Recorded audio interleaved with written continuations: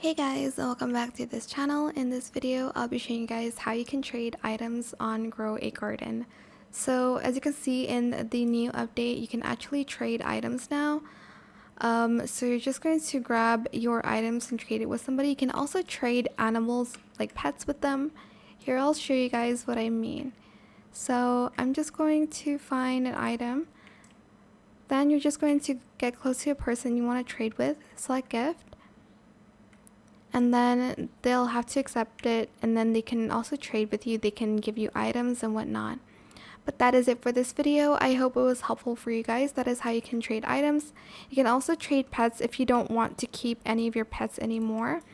Just go to the person you want to trade with here and trade, and just gift it.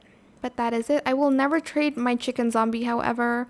But that is it for this video. I hope it was helpful for you guys. Don't forget to like, comment, share, and also subscribe to this channel if you haven't done that already. If you have any more questions about this video, just leave it in the comment section down below. I'll try my best to answer them all for you guys. Thank you so much for watching. Bye.